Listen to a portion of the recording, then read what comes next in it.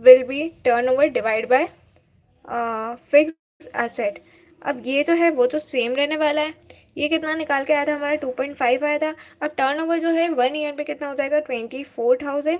Fix asset हमें पता नहीं है, तो 24,000 डिवाइड बाई 2.5, तो ये हमारा क्लोजिंग फिक्स एसेट आ गया।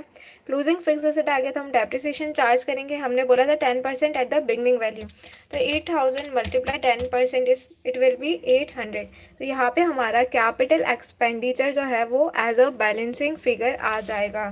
तो 800 plus 9,600 minus 8,000, this will be our 2,400।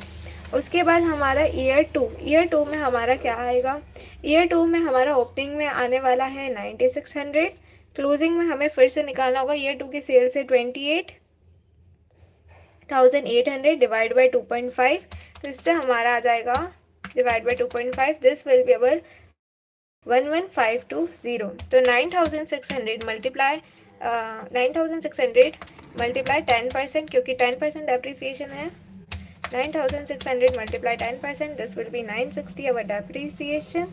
Capital expenditure जो है हमारा आ जाएगा, कैपिटल एक्सपेंडिचर कितना आ जाएगा? बैलेंसिंग फिगर 960 माइनस 9,600, तो कैपिटल एक्सपेंडिचर आ जाएगा 2,880।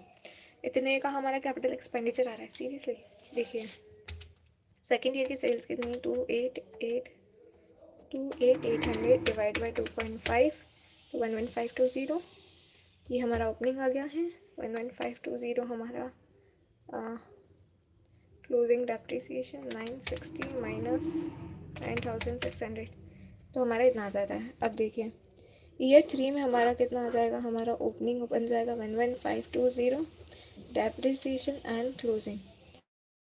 देखिए क्लोजिंग में हमारा कितना आएगा? 3,456। हमारा कैपिटल एक्सपेंडिचर आ जाएगा बैलेंसिंग 13,824 प्लस 1152 माइनस 11,520, ये आ जाएगा 3,456। अब देखिए ये आ जाएगा हमारा टर्मिनल वैल्यू का। क्लोजिंग ओपनिंग यही हो जाएगा 13,824 डेप्रिसिएशन।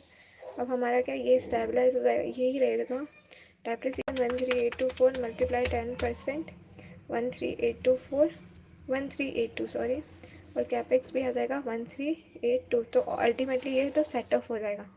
कैसे भी आप दिखा सकते हो, पर ये नेगेटिव मतलब इस तरीके से हम दिखा सकते हैं। एक तो ये आ गया, तो इससे हम सिंपली हमारा डेप्रिसिएशन और जो हमारा कैपिटल एक्सपेंडिचर है वो लिख लेते हैं। देखो डेप्रिसिएशन क्या क्या है हमारा? डेप्रिसिएशन आया, डेप्रिसिएशन 8 हो जाएगा 800, देन आया हमारा 960, देन आया हमारा 1152 एंड देन आया हमारा 1382। और हमारा कैपिटल एक्सपेंडिचर कितना आया? 2,400। उसके बाद आया है 2,880।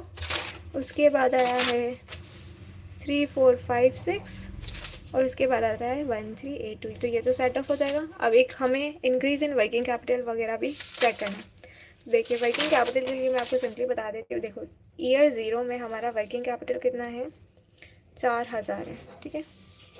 यहाँ पे एक वर्किंग कैपिटल की टेबल बना देती हूँ। 0, 1, 2, 3 और फिर तो वो हो जाएगा 0। इसमें है हमारा करंट एसेट इतना है। अब इसमें कितना होगा? तो देखो वर्किंग कैपिटल हमारा कितना था? 4,000 डिवाइड बाई 20,000। देखो 20,000 डिवाइड बाई 4,000, ये हमारा 5 है। 5 है। अब नेक्स्ट ईयर में हमारे पास वर्किंग कैपिटल कितना होगा? तो हमें सेल्स को देखना होगा। सेल्स से 28,800 नहीं 24 डिवाइड बाई दिस, तो फिर हमारा 4,800 वर्किंग कैपिटल हो जाएगा। फिर 28,800 डिवाइड बाई 5, हमारा 5,760 वर्किंग कैपिटल हो जाएगा। एंड 3,4,560 डिवाइड बाई 5, ये हमारा 6,912 हो जाएगा। इंक्रीज़ कितना हुआ है? यहाँ पे हमारे पास 800 का इंक्रीज़ हुआ है। 5,760 माइनस 4, ये हमारा 960 का इंक्रीज़ हुआ है।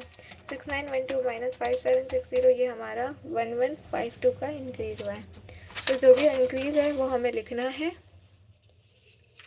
देखिए वर्किंग कैपिटल कितना इंक्रीज़ हो रहा है? 800 का इंक्रीज़ हो रहा है। इंक्रीज़ हो रहा है तो हम सिंपली डिडक्ट कर देते। रीज़न मैंने आपको कल भी बताया था 960 1152।